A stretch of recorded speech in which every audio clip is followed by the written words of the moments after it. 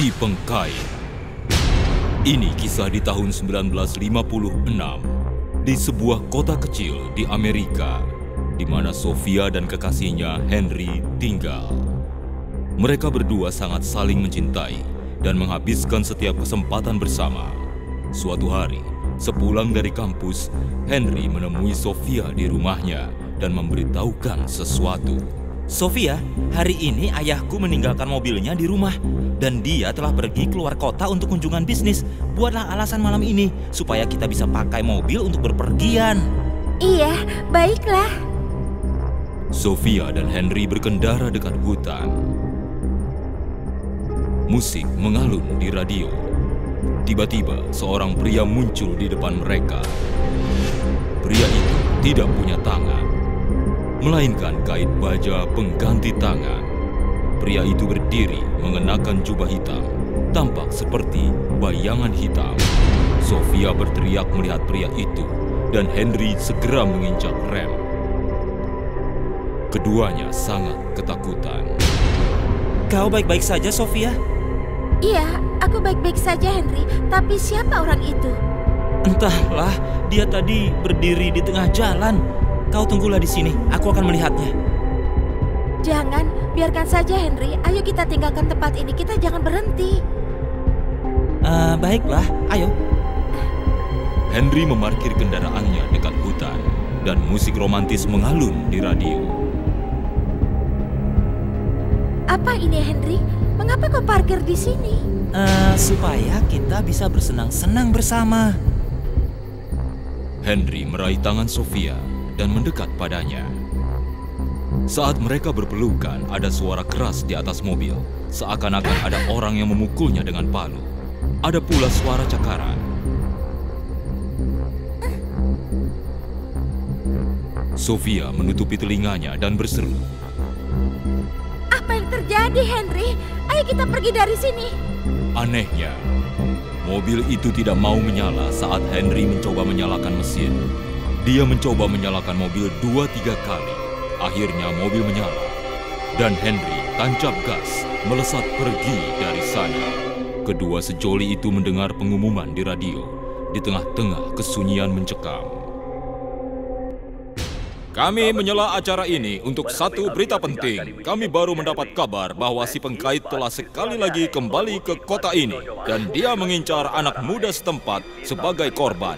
Jadi jaga diri dan berhati-hatilah. Mendengar pengumuman itu, Sofia terguncang. Ketakutan mengulas jelas di wajahnya. Henry bertanya padanya. Ada apa, Sofia? Siapa si Pengkait ini dan kenapa kau gemetaran saat mendengar namanya? Kau tidak tahu, Henry? Kau baru datang ke kota ini beberapa tahun lalu. 10 tahun yang lalu di tahun 1946, sepupuku Anna dan pacarnya pergi mendaki gunung. Mereka berkemah di bukit sendirian dan memasang tenda. Saat mereka berdua masuk tenda, Anna mendengar satu suara dan ia agak ketakutan. Saat itu mereka berdua melihat satu sosok di luar. Satu pria sedang berdiri di depan tenda mereka. Tampaknya amat jahat dan menakutkan. Kuku-kuku tangannya panjang, matanya merah menakutkan, dan salah satu tangannya berupa kait baja. Aku tidak akan membiarkan kalian pergi. Aku akan membunuh tiap pasangan kekasih. Pacar Anna marah setelah mendengar ini, dan ia menyerang si Pengkait. Tapi si Pengkait menusuk lehernya dan mengkait wajahnya, dan si pacar tewas di tempat. Anna lari dari dia, tapi Pengkait menggores leher Anna dan meninjunya dan menusuk wajahnya. Sepupuku jatuh pingsan, dan saat ia sadar ia pulang ke rumahnya cedera parah. Setelah semua itu, ia tidak bisa pulih lagi hingga hari ini. Ia hanya tinggal di kamarnya, tidak mau bicara pada siapapun, dan tidak pernah setuju untuk menikah selamanya. Tapi siapa si Pengkait itu dan kenapa dia melakukan ini? Kejadian-kejadian macam itu melonjak cepat di kota ini. Pasangan-pasangan dibunuh setiap hari. Kami tidak mengerti siapa si Pengkait itu, mengapa ia melakukan ini, dan hingga hari ini kita tidak bisa menduga siapa pria itu sebenarnya. Sofia memberitahukan Henry semuanya. Tiba-tiba, mobil mereka diserang lagi. Seakan-akan seseorang memukulinya dengan palu. Henry, cepat. Ayo ke rumahku saja. Lalu si pengkait memecahkan kaca mobil dengan kaitnya.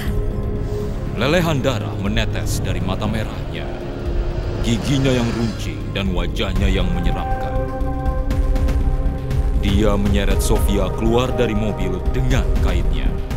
Henry cepat-cepat mencoba memukul si pengkait dan keluar dari mobil.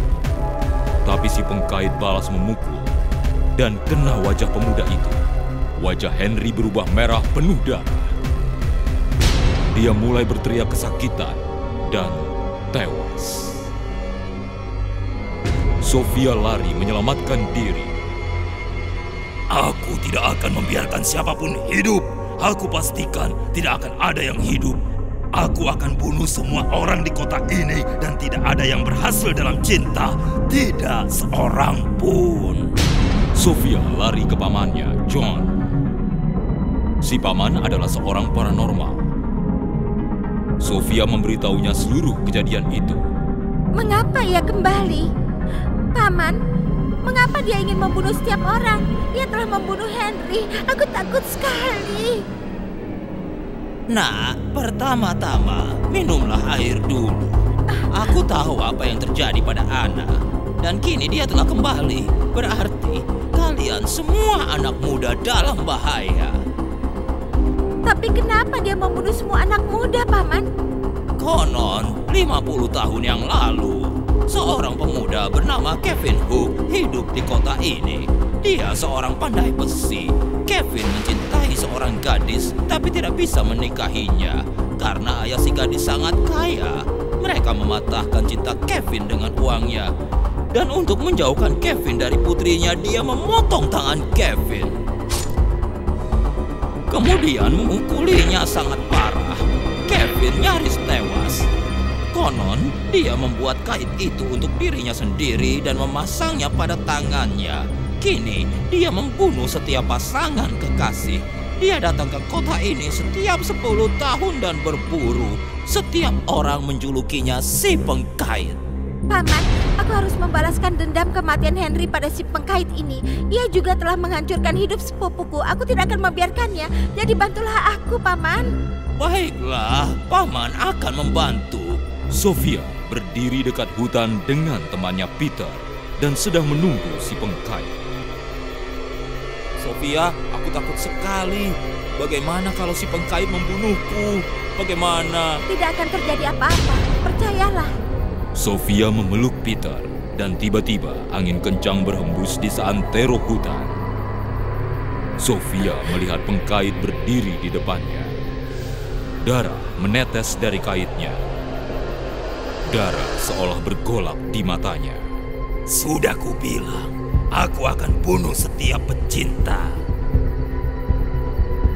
Si pengkait mengulurkan tangannya, menangkap kaki Peter dengan kaitnya dan menggantungnya di pohon. Aku tidak akan membiarkan siapapun hidup. Si pengkait mengulurkan tangan satunya, mencekik leher Sofia dan mengangkatnya. Sofia mulai sesak napas. Di saat bersamaan, Paman John yang bersembunyi di belakang pohon muncul. Dia mengalungkan sebuah kalung salib di leher pengkait. Kekuatan si pengkait mulai menyusut. Dia mulai mengadu keras. Kaitnya jatuh dari tangannya dan perlahan dia menghilang di udara. Tawatlah riwayat sang pengkait.